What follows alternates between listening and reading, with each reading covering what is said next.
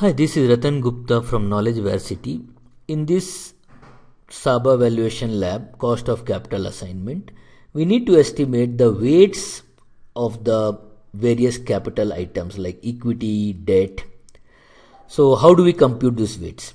So please note that the weights are always computed on the basis of market value and not the book value. Okay. Suppose we have the data for a company, the income statement is given. Okay, and the balance sheet is given.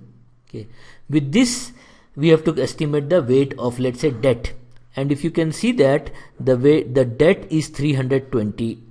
Okay, and if you see the equity is 450 plus 150, so 600. So you cannot say that 600 divided by 920 is the weight of equity, because these are based on the balance sheet book values. Okay, we have to get on the basis of market values. That is the rule number 1 in computation of weight, right? So for debt we have to find out what is the current market price. So in the question, if you see, okay, the debt is trading at 20% premium to the book value. That means the debt in the market will be 20% more than this 320, right? With that, let's see.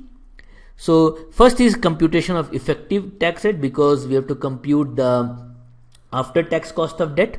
So first, how do you compute the effective tax rate? In case of effective tax rate, we have to see what is the tax amount paid over the profit before tax. Okay, most of the time you will find that because of the various benefits that a company gets, the effective tax rate is not equal to the statutory tax rate.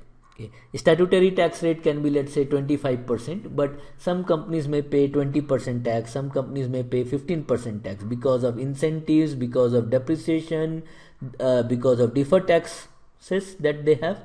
So it's always important to compute the effective tax rate rather than the statutory tax rate. So effective tax rate is given as tax divided by the profit before tax. So we have the tax amount, we know it is 70.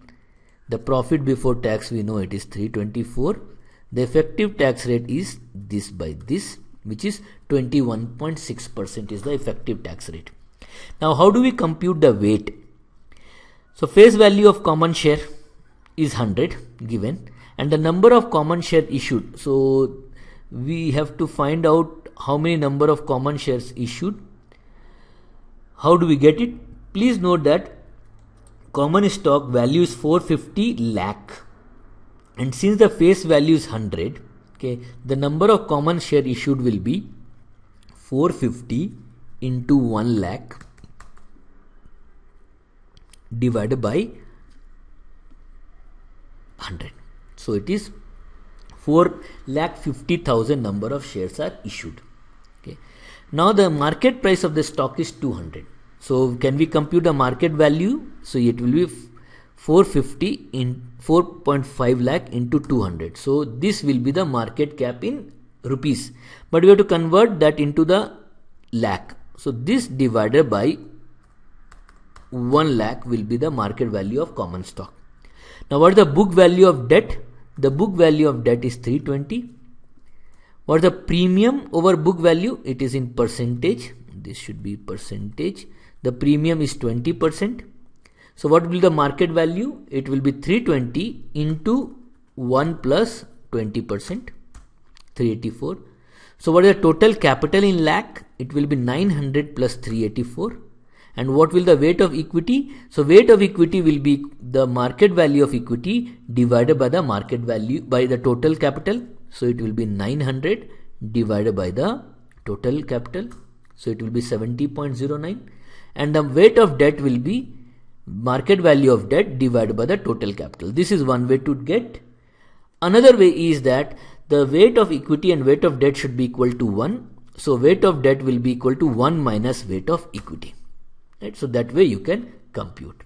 Note that this is the correct way of computing weight, and once you have got it, you have got the rates or the cost of debt and cost of equity. You can compute the WACC, which we will see in the next session.